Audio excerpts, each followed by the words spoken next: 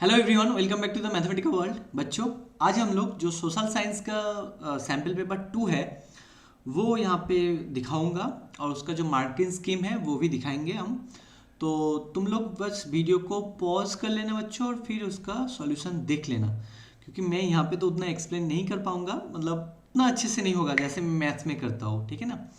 तो बस तुम लोगों का डिमांड है, तुम लोगों ने बोला कि सर इसका भी वीडियो बनाइए सैम्पल पेपर 2 का, और मैं बहुत जल्दी सैम्पल पेपर 1 का जो पीडीएफ है मैं अपने टेलीग्राम चैनल में अपलोड कर दूंगा, वहाँ से तुम्हें मिल जाएगा। तो चलो आज का सेशन स्टार्ट करते हैं।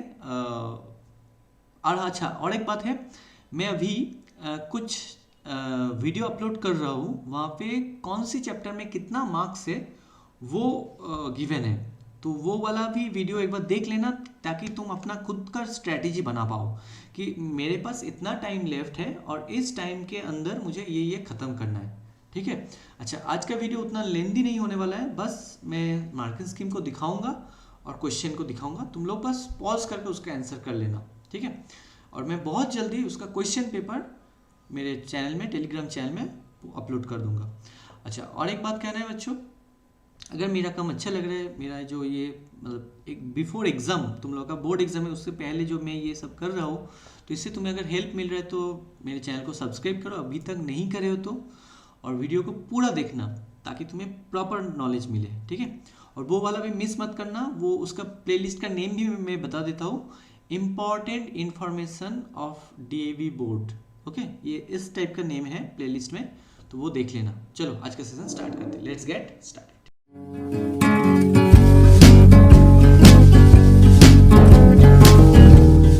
देखो, ये सैम्पल पेपर 2 है। अच्छा, मैं बहुत ही जल्दी मैथ्स का जो प्रीवियस ईयर का क्वेश्चन पेपर है वो डिस्कस करने वाला हूँ, ठीक है। चलो, ये सैम्पल पेपर 2 है सोशल साइंस का। मैंने इसके बारे में पूरा एक्सप्लेनेशन दिया है कि कहाँ पे कितना मार्क्स का क्वेश्चन आएगा, क्या सब होगा, ये सब मैंने बताया है। चलो क्वेश्चन में आ जाते हैं। सेक्शन 1 में देखो, फर्स्ट जो क्वेश्चन है, which of the following statement is true for sustainable development, तो उसका आंसर यहाँ पे देख लो। यहाँ पे section A, question number 1 B, development should be take place without demanding the environment, okay. बस ये देख लेना, मार्क्स भी यहाँ पे गिवन है, उसका नॉलेज भी तुम्हें मिल जाएगा। चलो 2 का देखते हैं। 2 में क्या है, 2 में फिल इन द ब्लैंक है, tea and alluvial soils wheat and loamy soils, तो यहाँ पे क्या होगा, क्या लिखना है उसको हिसाब से, इसके हिसाब से तुम्हें लिखना है ना।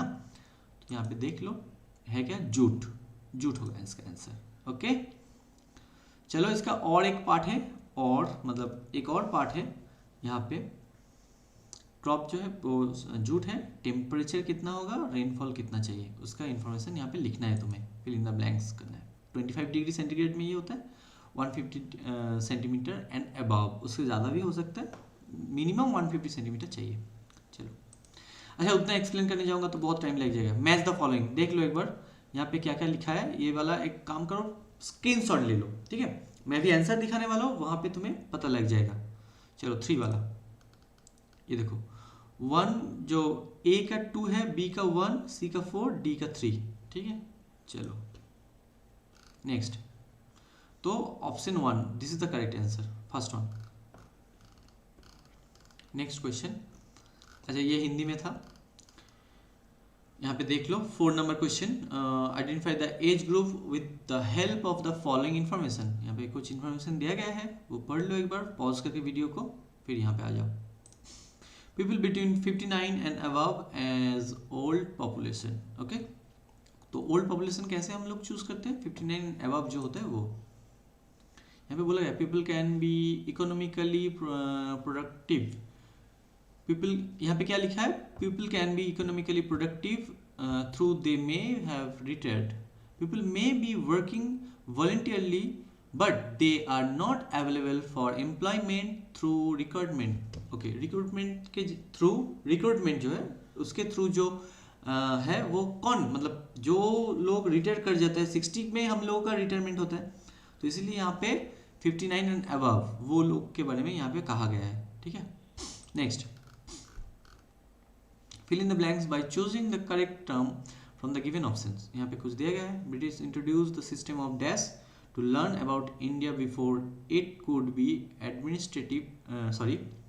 Administrated effectively. ओके, तो देख लो क्या होगा इसका आंसर 5 का सर्वेज। अच्छा, सर्वे के माध्यम से वो लोग उनको पता लगता है, तो ये सी। चलो 6 number, in which language was the newspaper Kesari published by बाल गंगाधर तिलक। बाल गंगाधर जो तिलक थे उन्होंने कौन सी लैंग्वेज में, भाषा में वो पब्लिश किया था? मराठी होगा आंसर, यहाँ पे अभी भी देखे तुम लोग ने डी। अच्छा, नेम द ऑथर ऑफ आनंद मठ। अच्छा, इन बंगाली में इट इज कॉल्ड आनंद मठ। ओके, सो आनंद मठ, तो डेफिनेटली बंकिम चंद्र। दैट ये मेरा कॉमन आ गया एक्चुअली, ये वाला क्वेश्चन पता है ना, ये मुझे याद है एक्चुअली। तो चलो बंकिम चंद्र होगा, ये देखो बंकिम चंद्र चट्टोपाध्याय। ओके, ये बंगाली था थे एक्चुअली, मैं भी बंगाली हूँ। So Chattopadhyay, you actually pronounce like that, and Bengali में इसको प्रोनाउंस करते हैं चट्टोपाध्याय। ओके, चलो इट्स ओके, ये मेरा कॉमन आ गया था कह सकते हो।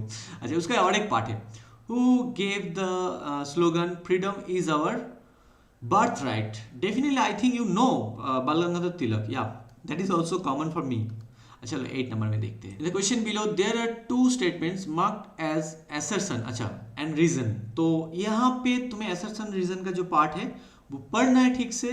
Mir Qasim was installed as the nawab of Bengal, तो एंड जो रीजन है, Mir Jafar could not fulfil the constant demand of the British. जो ब्रिटिश थे उन लोगों का कुछ डिमांड था तो वो फुलफिल नहीं कर पाया, इसलिए। तो ये अगर रीजन है इसलिए मीर कासिम आया है, तो ये बोथ आर ट्रू ऐसे करना है।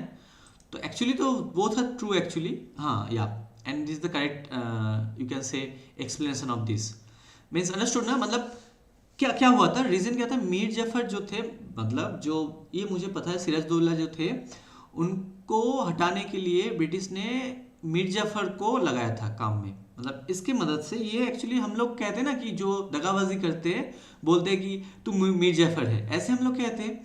तो मीर जाफर ने क्या किया था एक्चुअली, जो बंगाल नवाब था बंगाल का, उनको एक्चुअली उनके साथ दगाबाजी किया था, धोखाधड़ी ऐसे कह सकते हो किया था। तो उन्होंने एक ऐसा किया है, उसके बाद तो अंग्रेज ने इनको प्रॉमिस किया था मीर जाफर को कि अगर तुम मुझे, हम लोगों को हेल्प करोगे, उसको नवाब को जो है मतलब सिराजुद्दौला को हटाने के लिए, अगर तुम हमें हेल्प करोगे तो तुम्हें नेक्स्ट नवाब बनाऊंगा हम लोग। तो वैसे बनाया भी था वो लोग, अंग्रेज ने, मतलब ब्रिटिश ने। लेकिन हुआ क्या कि वो उनका जो ब्रिटिश लोगों का जो डिमांड था वो फुलफिल नहीं कर पा रहा था, इसलिए मीर कासिम को उसके जगह पे बिठा दिया। ठीक है, उतना मुझे डिटेल पता नहीं, अभी याद नहीं एक्चुअली, आई कैन से। तो that's why both are true and R is the correct explanation of A. तो तुम्हें अगर ये स्टोरी मालूम है तभी तुम इसको आंसर कर पाओगे, है ना। चलो अभी देखते हैं next 9 number, fill in the blanks by choosing the correct option. Tipu Sultan lied with the dash and invaded the state of this in 1789। मेरा तो 1900 अभी निकलता है। चलो यहाँ पे देख लो, फ्रेंच के साथ वो अलाइड किए थे, फ्रेंच होगा। जिन लोगों को इंग्लिश में थोड़ा तकलीफ है वो लोग हिंदी भी पढ़ सकते हो। अच्छा, यहाँ पे आ जाओ 10 नंबर में। Which of the following was the occupation of the Santhals of Hazaribagh. तो उनका ऑक्यूपेशन क्या था, ये मुझे याद नहीं है, पता भी नहीं है। तो इनका सी ऑप्शन है, तो देख लो। चलो मैं उतना एक्सप्लेन अब नहीं करूँगा, चलो अब तुम लोग देख लो। चलो मैं उतना अच्छे नहीं हूँ, मतलब मैं बहुत कुछ भूल भी गया हूँ। तो fill in the blanks with an appropriate words. Jawaharlal Nehru was the chief architect. अच्छा, Jawaharlal Nehru was the chief architect of India's dash policy. क्या पॉलिसी है ये, बहुत कुछ कंफ्यूजिंग है, फॉरेन पॉलिसी। अच्छा ओके, चलो 11 का और एक क्वेश्चन है यहाँ पे। Democratic government protect the interest of the dash sections of the society. कौन से सेक्शन को प्रोटेक्ट करता है? Backward worker. ओके, चलो यहाँ पे देख लो आंसर तुम लोग खुद से एक बार। जो वीकर है, जो बैकवर्ड है, उन लोगों को वो प्रोटेक्ट करता है। चलो next, choose the regional parties from the following. कौन ये कहाँ पे, Bharatiya Janata party, national conference, राष्ट्रीय जनता दल, आई थिंक राष्ट्रीय जनता दल होना चाहिए यहाँ पे, देखते हैं चलो 3 में से एक को चूज़ करना है। 12 में नो, नेशनल कॉन्फ्रेंस, हाँ ये भी है देखो, राष्ट्रीय जनता दल, अच्छा नेशनल कॉन्फ्रेंस भी था, ये मुझे उतना याद नहीं है, राष्ट्रीय जनता दल तो है, ठीक है, दोनों ही रीजनल पार्टी है। अच्छा नेक्स्ट 13 का देखो, when was the Indian constitution adopted, कहाँ कब एडॉप्ट किए हैं हम लोग, ये तुम देखो रिपब्लिक डे हम लोग मनाते हैं ना हर साल, वो देखो 3 साल पहले हम लोगों को फ्रीडम मिल गया था, लेकिन कॉन्स्टिट्यूशन को बनाने के लिए कुछ टाइम लगा, ऐसे ही तो नहीं बन जाता है ना, कोई देश का एक कॉन्स्टिट्यूशन बन रहा है तो मतलब जो न्याय का सर्वोच्च, you can say that book that we can follow this above constitution, no one is there, so ऐसे ही तो डेमोक्रेटिक कंट्री बनता है ना, तो इसको लगा मतलब तैयार करने में 3 साल लग गया, तो 50 में 1950 में 26 जनवरी में है ये। अच्छा देख लो एक बार 13 का, हाँ ये देखो, ठीक है। अभी 14 का देखते हैं चलो, which one of the following statement is not true about India? India is a socialist state, India is a capitalist, I think B होगा, ये नहीं है, रिपब्लिक तो है, A भी है,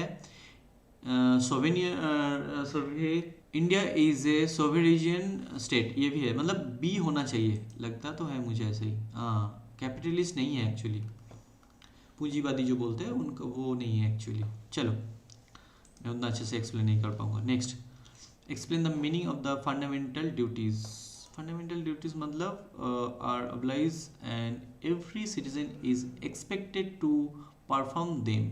अच्छा फंडामेंटल, चलो 15 को देखते हैं, उसका जो आंसर है fundamental duties are obligations and every citizen is expected to perform them.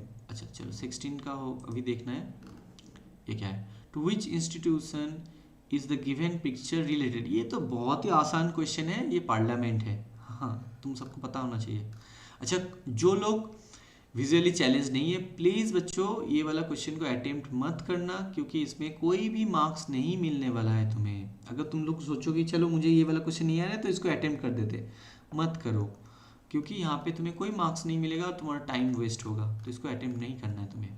17 का देखते हैं चलो। अच्छा 17 को तो देखो, क्वेश्चन को तो match the subjects given in column A with the list given in column B. Defence क्या होता है, मतलब agriculture, information technology, drugs and medicines.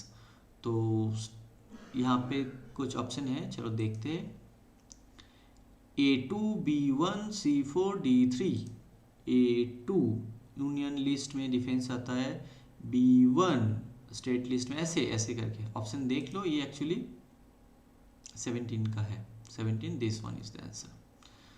अच्छा नेक्स्ट, ये तुम्हें वैसे ही लिखना है मैच करके, यहाँ पे भी मैच करना है, तो 18 का देख लो ये वाला एक बार, अभी इसको मैं इसका आंसर दिखाने वाला हूँ, ये देखो A2 B3 C1 D4 18 का। Find the supervisory जुडिक्शन of the supreme court, इसको डिफाइन करना है। अभी चलो मैं उतना एक्सप्लेन नहीं करने वाला हूँ, यहाँ पे देख लो डेफिनेशन है।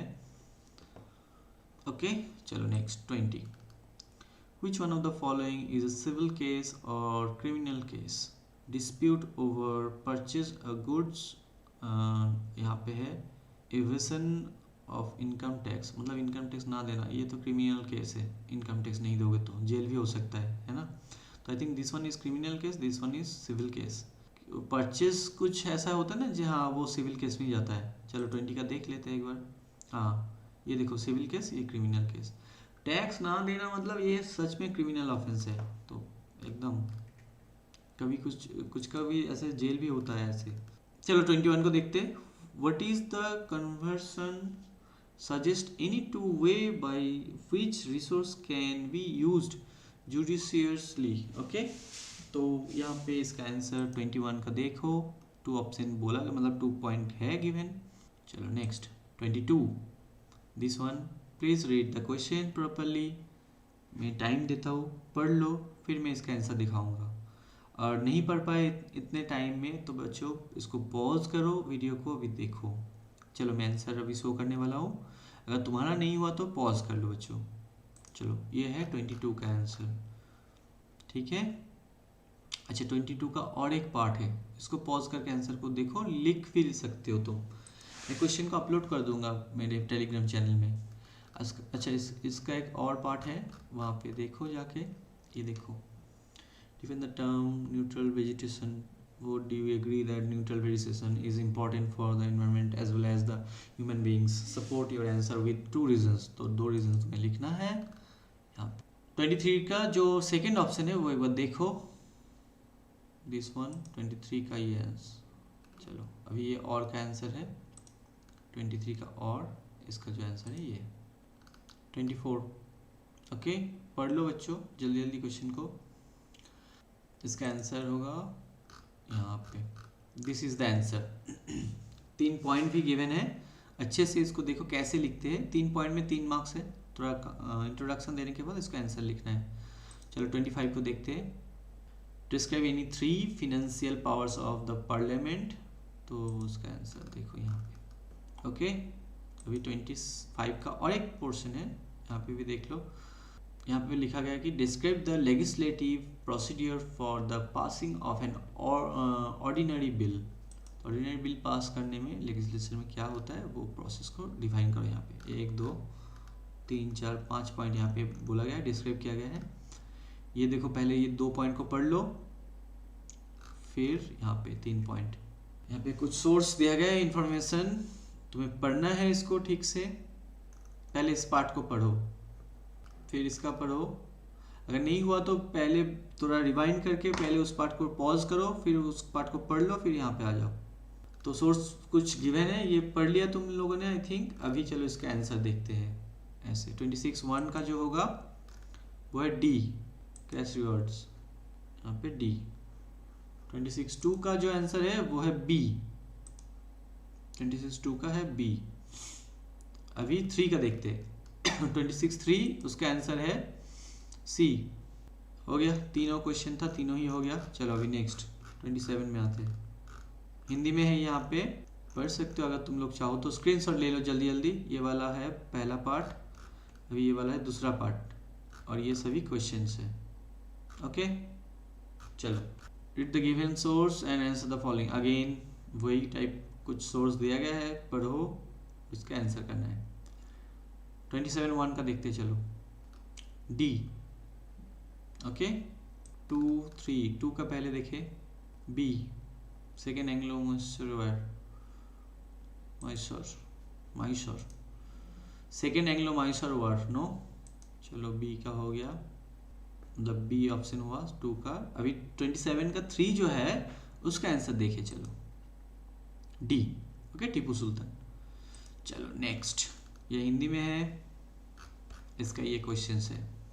अभी 28 का भी रिसोर्स है, तीनों पार्ट का 3 रिसोर्स का क्वेश्चन रहेगा। अभी ये पॉलिटिकल साइंस से है, तो इसका फर्स्ट क्वेश्चन जो है उसका आंसर आएगा district court, D option, this one. Next second का है, इसका आंसर आएगा see the governor means, and the 23 का आएगा be the court of session जज। ओके चलो अभी हिंदी का देखो ये वाला। तो इसका क्वेश्चन 1, क्वेश्चन 2 एंड क्वेश्चन 3। चलो now 29, suggest any 5 way to converse water resources.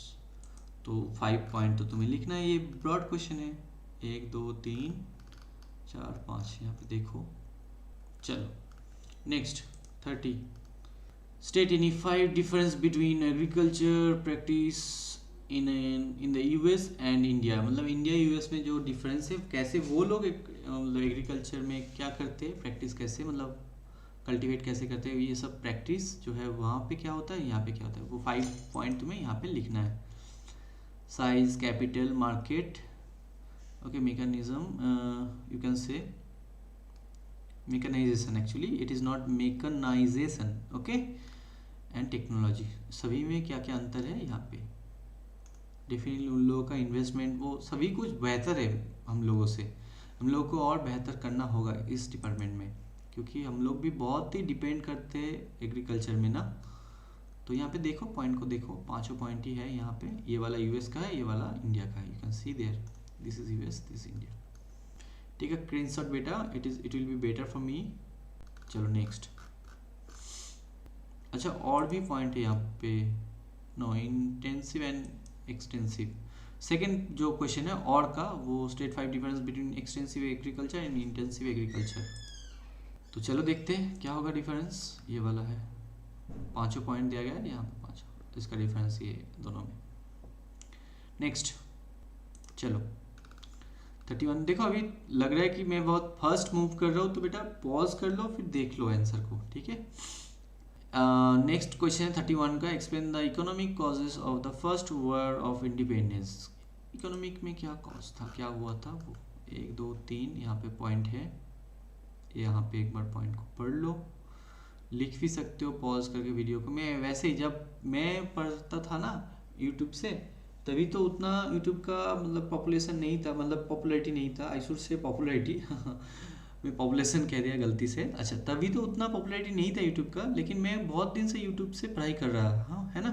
तो वहीं से मुझे आइडिया लगा कि चलो मैं भी बच्चे लोगों के लिए कुछ करता हूँ, मेरे जो बच्चे हैं डीएवी का, उन लोगों के लिए। अच्छा, तो मैं एक ही बात कहूँगा बच्चों, तुम लोग अगर पढ़ना चाहो तो यहाँ से देखो। ऐसे होता है कि मुझे भी कभी कभार लगता था मैं उतना जल्दी जल्दी नहीं कर पा रहा हूँ, तो वीडियो को मैं पॉज कर लेता था, फिर उसको पढ़ के उसके बाद मैं फिर से चालू करता था। ऐसे तुम लोग भी करो, थोड़ा तो मेहनत कर लो। चलो अच्छा, हेल्प हो रहा है या नहीं एक बार कमेंट करके बताओ। How Britishers successfully suppress the revolt of 1857। जब ये हुआ था ना, ये पहला जो विद्रोह, यू कैन से सिपाही विद्रोह, तो वहाँ पे कैसे उन लोगों ने सरप्रेस किया, वो 5 पॉइंट करके, तो मतलब पॉइंट देके लिखना है। क्या क्या ड्रॉबैक्स था हम लोगों का, इंडिया का, मतलब हम लोग के बीच में मतलब यूनिटी नहीं था, बहुत कुछ ड्रॉबैक्स था, वो तुम्हें लिखना है यहाँ पे। दीज आर द पॉइंट, और तुम भी ऐड कर सकते हो खुद से अगर तुम्हें एक्स्ट्रा पता है तो। चलो next 32, evaluate okay the role of Gandhi ji in India struggle for freedom. Gandhi ji ने बहुत कुछ किया है, ये एक्चुअली बहुत बड़ा लंबा लेंदी क्वेश्चन होगा, यहाँ पे बहुत कुछ पॉइंट मिलेगा तुम्हें। तो तुम यहाँ पे भी जो लिखा है ये भी लिख सकते हो, अपने से कुछ इन्फॉर्मेशन नॉलेज है तो वो भी ऐड कर सकते हो अच्छे से, लेकिन पॉइंट देके लिखना बच्चों। यहाँ पे पांचों ही पॉइंट दिया गया है और भी तुम ऐड कर सकते हो।